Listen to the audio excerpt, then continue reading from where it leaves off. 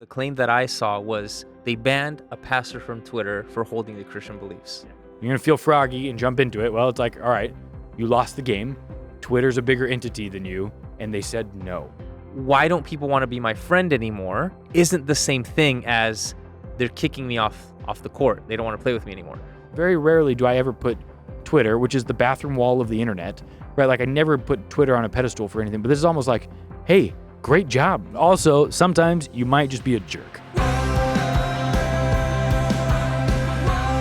Hey everyone, welcome back to another episode of Kingdom Thinking. My name is Josh. I'm here with the main host, Hansel. How you doing, buddy? Doing good, Feeling good about the Dodgers? We're going to take first place? Think so. Yeah, it's going to be a good season. Hey, so we are here with another episode today, and I'm really interested in what we're going to be talking about. Have you heard of Twitter banning pastors for loving Jesus? Yes. Okay, so we're talking about, in the news recently, Pastor Greg Locke, who is from Global Vision Bible Church, which is a mouthful, he was recently perma-banned from Twitter. Perma-banned because of some stuff that he thinks is like totally normal, and Twitter says is not totally normal. Okay. So I've got a clip here of one of the things that got him banned, kind of among the litany of what Twitter listed as reasons for why. And so here's what I figured. I figured we would watch the video, Okay. do some initial reaction conversation pieces around like what we think of the message, him, and just kind of the bigger movement of that in general, and then talk about some kind of concerns about whether or not Christians are actually facing some type of persecution in this country for being Jesus followers. All right. So what do you think? Let's do it. All right, so we're going to watch this video right now. It's pretty quick, and it is quite exciting. I've been right about all of it! We've been right about all of it! Woo! Yes! Yes! These wicked fools don't win in the end! Referring to Democrats. They don't win in He's the referring to end!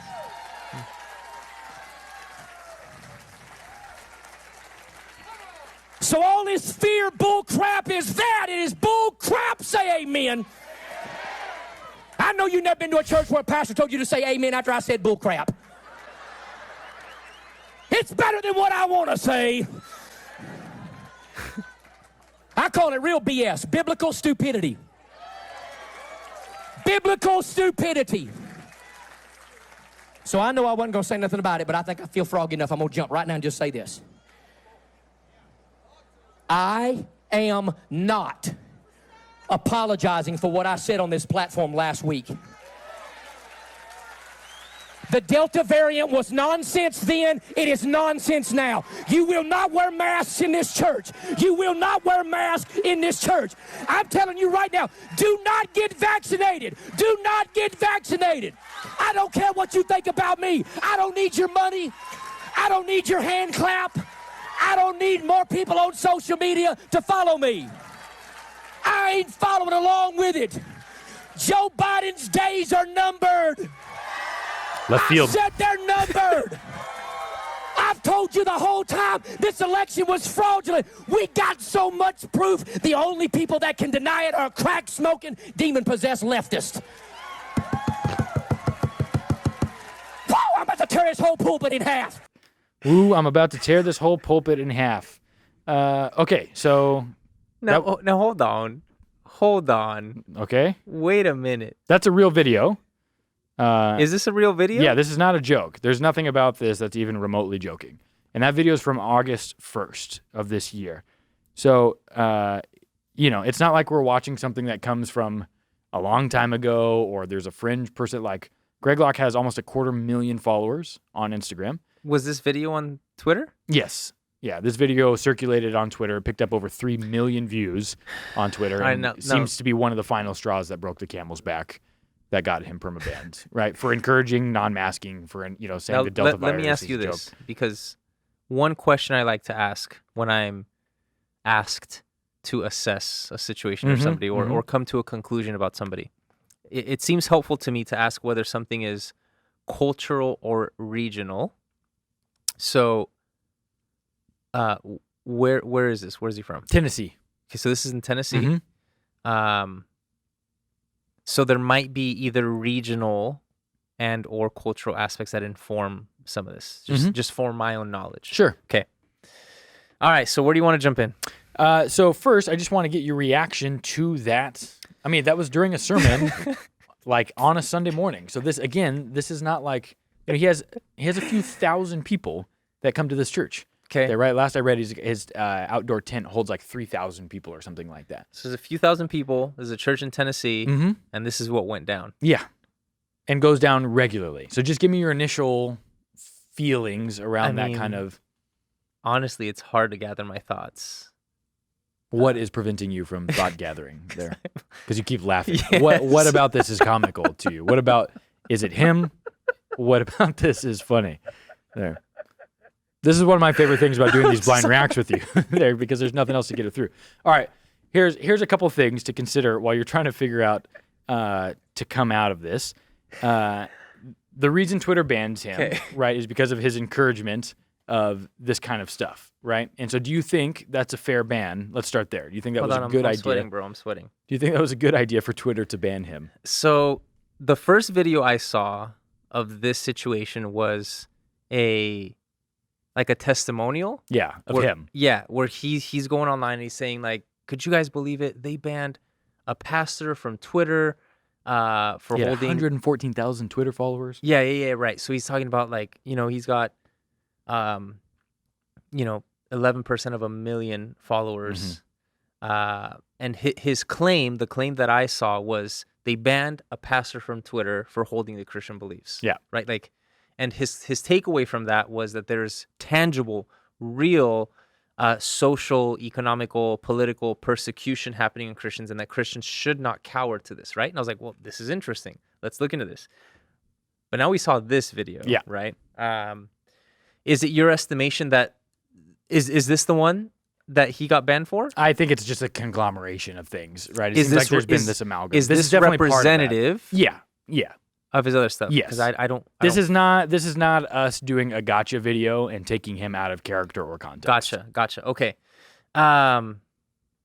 So my thoughts on that would be that, he had it coming. Yeah. He had it coming. That's a very nice way to put it. I'm going to say he had it coming. I'm going to say to elaborate a little bit more, I think that the more Christians fight to regain their what I'm trying to say here is that I think two things are happening at the same time. The first thing that's happening is an actual conversation about the social, economic, and political pressures that might be a threat to a Christian way of existence. Sure. And I'm happy to engage that conversation. What I find irritating, to be honest, is when that conversation gets confused with, why am I no longer popular for my Christian beliefs? In other words, saying, why don't people want to be my friend anymore, isn't the same thing as they're kicking me off the court. They don't want to play with me anymore. Right. But to confuse those is what I see more and more, and I think it's nonsense. So this is tens of thousands of people who would call themselves Christians who would hold these kinds of views. And so I find it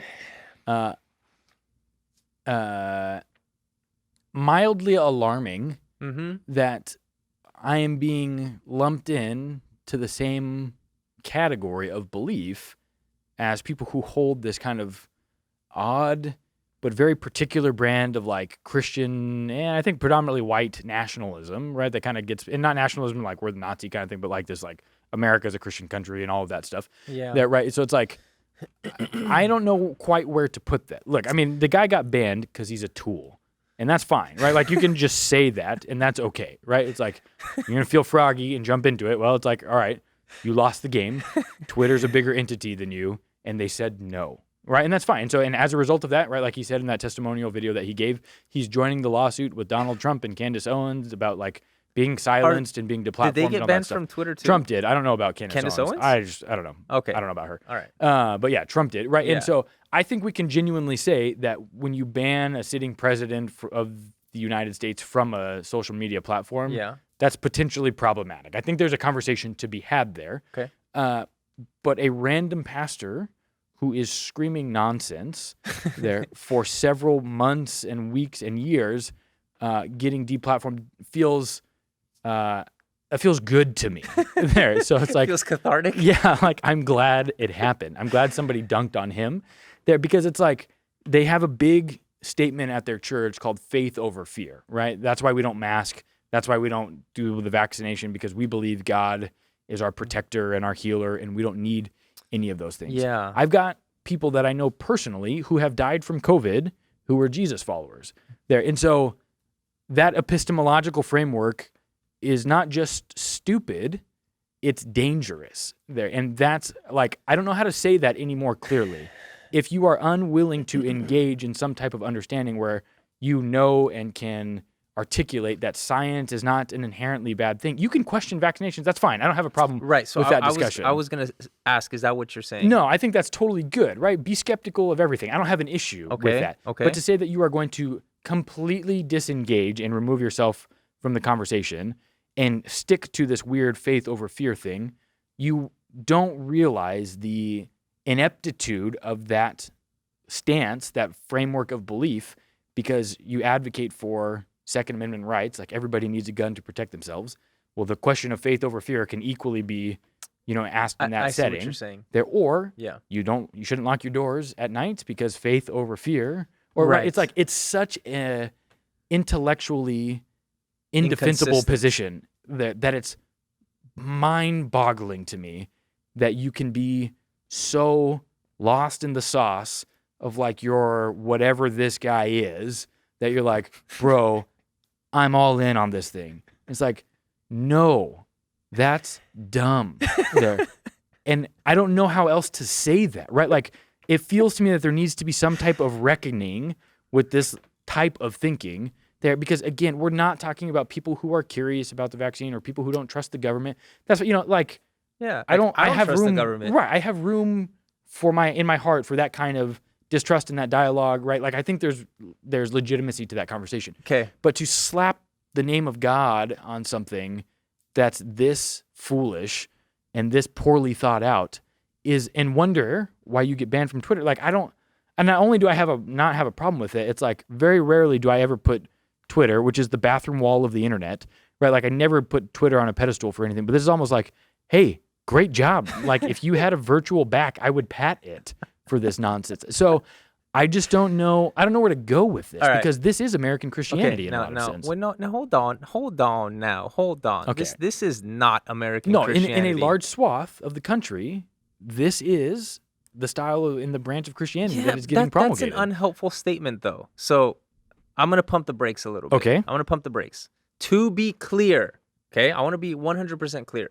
There's people that I respect as intellectual thinkers in Christian academies who would have questions and concerns about things like masks. Two different things. Like that's not what I'm vaccine. saying. No, I'm being clear about what I'm saying. Yeah, that's fine. So, but he's not a part of that intelligentsia. Correct. Yeah. Now we need to distinguish that. Yeah. Because I have a problem equally, like the same way that you do, with those people getting lumped with this. Sure. So I can still have respect and view as intellectually consistent any skepticism, suspicion, or concerns for wholesale kind of at the barrel of the gun, everybody's got to wear a mask or get vaccinated. And the implications of what that come with all a that. Government that can do that. I get that. Sure. So I don't have a problem with that. I think what I would resonate or try to reiterate is that something like faith over fear seems to suggest that reason or logic are no longer a factor in how we come to decisions. How many followers do you think Greg Locke has on Facebook? I don't know, but 2.2 million. Wait, hold on. Let me finish my point. So I'm not okay with a movement that suggests we don't need logic, we don't need reason to come to the conclusion we come to, because that's anti-intellectualism. Sure. That's dangerous. Sure. Right? That's how people get hurt. I'm But I don't agree with you that is actually the main representation of American Christianity. I don't think it's the main. What I'm saying is I think it's a large enough section of the large enough contingency of the Christian population to where we need to have a huge conversation within an intra conversation within the family to say what is going on here. Right. So the question I would want to ask, and this is actually what I think is a serious one. Where's the line between, again, I'm using this sports metaphor. Sure. Think about, I grew up kind of playing sports in public parks, right? So there's the person who has the ball is kind of calls the shots, right? Sure. Where's the line between I'm taking my ball, I'm going home, and nope, now this whole court belongs to me. You can't even step on it. Now, to kind of clarify that, where's the line between the free market pushing outliers out and actual oppression of Sure. you're no longer allowed to have these because we're existentially you no longer belong in society. Sure, you're asking the question of like, what's the Overton window, right? Like, Yeah. what's the acceptable form of communication and dialogue that we're allowed to have as a society, and who do we push out Correct. to the edges? And so, who asks that question, or who makes those determinations, right? And the answer is always it's ever moving, and it depends on who you're talking to, right? So there's never a unanimity, Right. in agreement about who controls the Overton window. There will always be different shifted pockets of it depending on which audience you're addressing. No, I get that, but the claim that Christians are under persecution needs to be substantiated, and I think there's specific examples that people point to substantiate that, right? So in this particular case, he's saying, "Look, they're censoring us." Sure. So I would say this cannot be substantiated by that. Yeah, of course. But does this warrant a conversation about, I don't know, traditional Christian values on sexuality or family or whatever as it relates to social media platforms? Yeah, I think you can call this a both and conversation, right? So Okay. in one breath, I can say, hey, good job, Twitter, for Yeah. getting rid of this nutcase. Yeah. Like, great. And then the other breath, you can say, yeah, it's probably still problematic that you have like Afghani leaders Correct. still allowed to be on Twitter, right? Correct. Like that is an issue. It's inconsistent. Yes. And so like all of these things, it's going to be a both and Okay. in that kind of conversation. Okay. And so I don't have a problem, kind of pushing one way and then coming back and pushing the Okay. other and saying, because you saw that when Amazon Web Services, AWS, which controls the majority of things like Twitter and Facebook and Instagram are all platformed on, ultimately. And so they are the bedrock of a lot of internet stuff. And so when they took down Parler, they just eliminated any type of conversation hub that was happening amongst conservatives who were mainly Right. on that app, citing Right. the January 6th thing when the majority of that stuff actually And happened on Facebook. Do you think that's legit or no? No, the majority of that traffic was actually happening on Facebook. There was probably some on Parler. But that is to say, the conversation of that can be debated later. But the idea being like, there are certainly contingencies that the left Yeah. in America controls Correct. that tend to be culture war items that they have gotten in front of on the right on. Yeah. And now the right, or this like whatever weird population section this is coming back at it and saying, hey, we want to play too. And the left and parts of the left are saying like, no, man, like we got here first. Like, Correct. sorry. You guys Exactly. abandoned academia, you abandoned Correct. intelligentsia, you abandoned culture wars Correct. for tax cuts and kind of saying Correct. like screw the poor, Right. And a lot of the left's affirmations. And it's like, so we own everything else now. So come get some, right? It's kind of the feeling and that's been promulgated. that has economic ramifications for sure, everything. for sure. That to me is a more interesting observation Mhm. than if he gets his Twitter account back or not. But all that to say is, I think Christians should think more about that. Yeah, Where yeah. do you really want to have an influence, and are you willing to be banned from all these Yeah. things for your convictions? Yes, because invariably that's going to hit, right? It's gonna going to happen. Yes, and it has to, because the way of Christ is certainly going to be different from the way of the world as a Yes. whole there. And I just don't think he's it. No, I don't think so either. I don't think so either.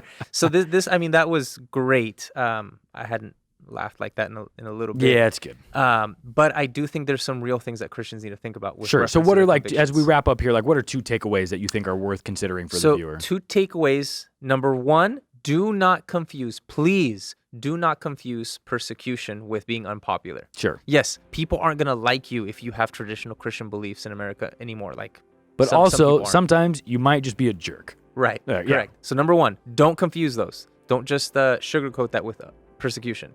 Number two, think deeply.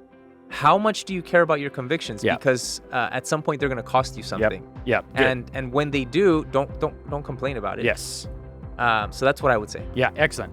What do you think? Are you a Greg Locke fan? Are you still watching us at this point? Leave us a comment. Make sure to follow us on the JUCE app. We would love to connect and entertain you there. Thanks so much. Have a good one. We'll see you next time.